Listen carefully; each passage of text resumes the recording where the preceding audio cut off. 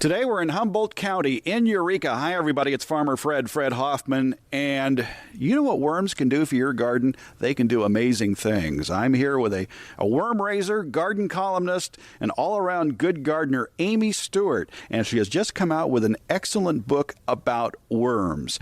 It's The Earth Moved on the Remarkable Achievements of Earthworms. And it isn't just a how-to book of how to have worms in your garden and how to raise them and harvest what they make, but it's also an interesting sort of history of worms and how they got here and the good guys and maybe even the bad guys of worms. And why don't we get that out of the way first? You actually done some research and found that in some areas of the country, worms can be a pest. Yeah, that's true. Minnesota is a really good example of that. What I found, I traveled to Minnesota and talked with some forest ecologists there who have noticed that non-native worms like night crawlers and red wigglers come into the forest and chew up the duff layer, you know, that kind of spongy layer where seeds germinate and where plants really start to grow right on the surface. And they just consume that entire duff layer. They can eat the leaf fall of a forest every year. And it changes the composition of the forest floor and changes what plants can grow there. I would think the understory would be the first thing to go. Exactly. Understory plants and baby seedlings. And even here in Humboldt County, you know, we're standing right here in my backyard, which was probably a redwood forest at one time, right? Native earthworms, native Californian worms probably aren't to be found in this backyard, but I do dig up lots of European worms. Where are native earthworms found in California? Everywhere or in just specific spots these days? Well, they're only going to be found in areas that have been left completely undisturbed. So parks and any place where we've built neighborhoods, you're probably not going to find native earthworms. The other thing is we don't really know a lot about native earthworms in California because, believe it or not, there's not a lot of people out there digging them up and studying earthworms. But definitely probably not in your own backyard. The worms in your backyard are probably European worms. And they got here, I would imagine, via the settlers who came in. That's right. In the roots of potted plants, even horses' hooves, you know, ship's ballast. So they have all kinds of ways of getting around with us. There has been a lot of talk, and we've talked about it on the show, about the benefit of worm castings. And for those who may have missed those times we've talked about it, tell people about worm castings and the benefit they are to a garden. Well, I really encourage people to think about worm castings as a soil inoculant because they're so full of beneficial bacteria, protozoa, nematodes, fungi. I mean, there can be 1 billion living creatures in a handful of worm castings. So a little bit goes a long way. It's a very powerful soil amendment, and I really recommend just adding a little bit right at the roots of potted plants as you're, you know, planting your fall garden, for instance. I'm kind of anal. When you say a little bit, are you talking about a teaspoon, a tablespoon, or what? I'm talking about maybe a handful. Okay, so a handful, that's exact. Close enough. So a handful of the worm castings in a hole when you plant. In fact, you urge people in your book to maybe get away from rototilling their garden every spring because it disturbs the earthworms to a great deal. And you have another method for planting, the no-till method, and using some interesting coverings. Why don't you tell us about that? Yeah, I use cover crops in my garden a lot, and this is especially something that you can do if you don't get a real hard freeze in the winter. But even then, if you plant early enough, you can do this, where you plant maybe fava beans, vetch, ryegrass, in any empty spot in your garden where you're not going to be planting, where you're going to let it have a little rest. So the roots go down very deep, help break up clay soil. A lot of those, something like vetch will really help to fix nitrogen in the soil and prevent soil erosion. And then just chop that down in the spring and let it decompose, let the roots decompose underground, and you're ready to plant. In some books or literature, you may see about cover cropping in the spring to cut it down and then till it in, but that's not necessarily such a great idea, is it?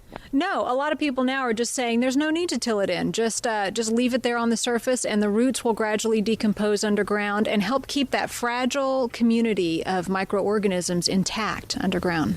You talk about in your book when you're doing that in the fall after you've torn out your summer garden is to put in a layer of newspaper as well.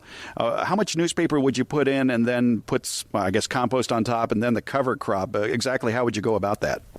I use 10 to 20 sheets of newspaper or cardboard. You know, when I moved into this house, we had a lot of cardboard boxes, so this is a great way to start a new garden for the first time. Lay down many overlapping layers of cardboard and then start piling compost and manure on top of that. You could even plant a cover crop on top of that, and gradually the worms will come up and eat the cardboard, and the whole thing will sort of come together and create this light, fluffy layer that you can plant right into in the spring.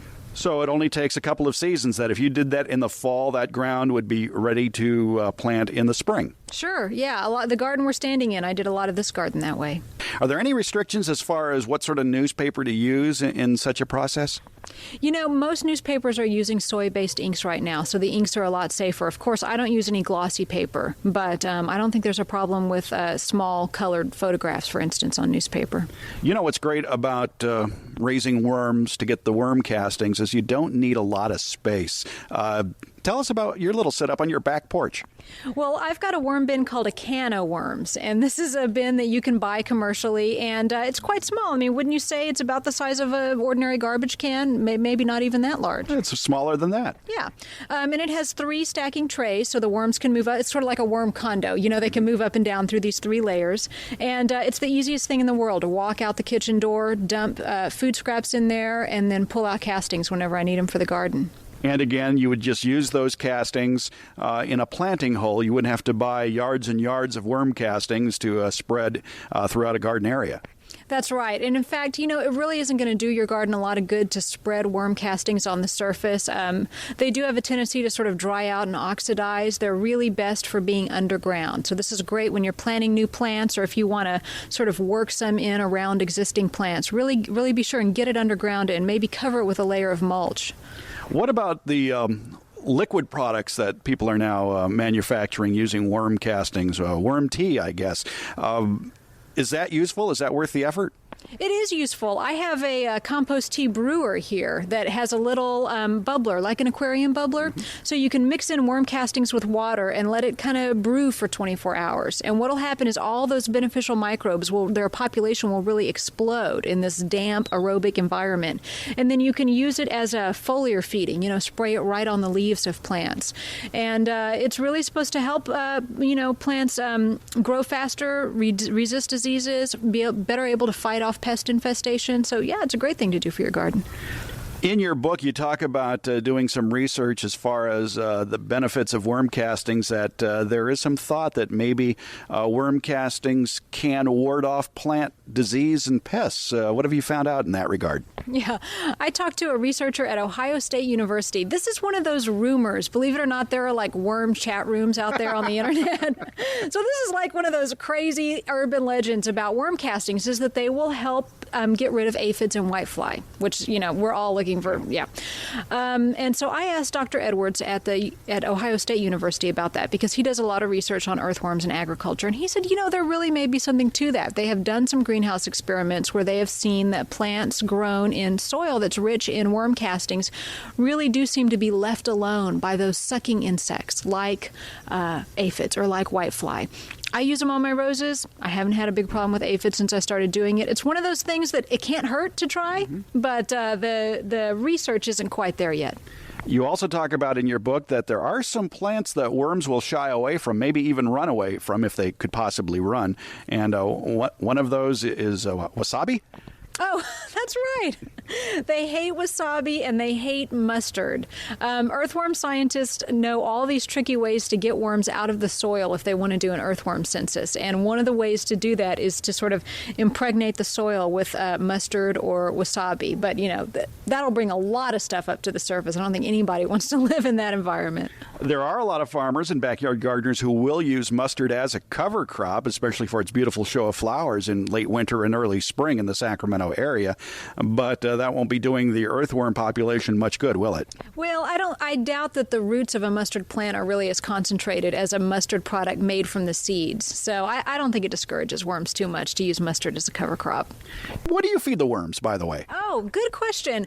They're not very picky eaters. I'll tell you what they don't like. They don't like anything too spicy, so I don't give them onions, garlic, chili peppers. They don't like meat. dairy. Any kind of fat will get very rancid in the bin, so you want to leave that out. So lots of vegetables. All your vegetable trimmings. They love fruit, and I think probably the reason for that is there's a lot of sugars in fruit, which attracts a lot of bacteria, and that's actually what the earthworms are eating.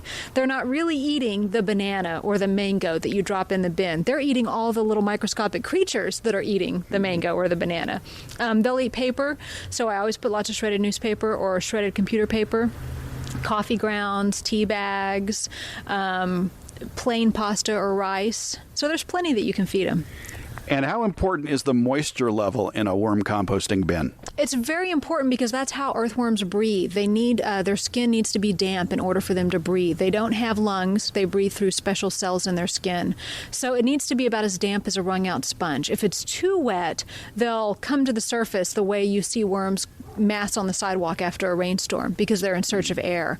And if it's too dry, they just can't survive. So it is important to really watch dampness. And, of course, that's really affected by heat as well. Speaking of heat, it does get warm in Sacramento. Here in Humboldt County, you're lucky to get over 75, so you can probably raise just about any worm you want.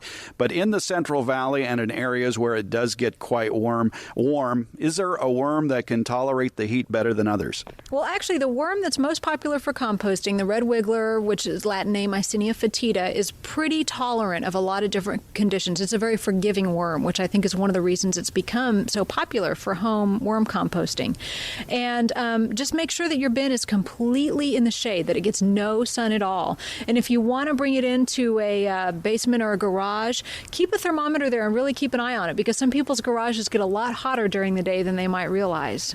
All right, some good tips on worm composting from Amy Stewart. While we're here in your yard, I want to talk about some of the plants you have here because it's always a pleasure. It's the best part of my job is to go around and look at people's yards and just enjoy the plants that I don't know if we could grow in Sacramento or not, but golly, I sure would like to try. Like this salvia here with this deep maroon spike-like flower. Which salvia is this? This is Salvia contiflora. I hope I'm pronouncing that right. And yeah, it has these tall velvety spikes. So if you like Mexican sage, the Salvia leucantha that has the blue velvety spikes, you can imagine how great it would look with this red companion next to it for contrast. And it's blooming now we're doing this in early fall, so I imagine it's been blooming since, August or so? Oh, yeah. And actually, I think this one started earlier, but it does, and it goes right through winter. I leave these stalks on all winter long, and they just look terrific. I bet it's a good cut flower, too. It's gorgeous, yeah. Now you have another salvia not too far from it that starts off with kind of a yellow flower bud that opens up to a blue flower that looks sort of like a typical blue salvia, but the yellow bud is gorgeous by itself. Yeah, this is Salvia mexicana limelight. Now, there's two Salvia mexicanas. There's the one that has the purple calyx and then the purple flowers, but this is almost chartreuse with these little purple flowers coming out of it. So even when the flowers themselves drop off, just the remaining flower stalk is gorgeous because it's that brilliant chartreuse color. It is. Well, Amy Stewart, thanks for spending some time with us. Thanks for the tour of your garden. And again, the name of your book is? The Earth Moved on the Remarkable Achievements of Earthworms. Published by? Algonquin Books. And available at a bookstore or online near you. Thank you, Amy. Thank you.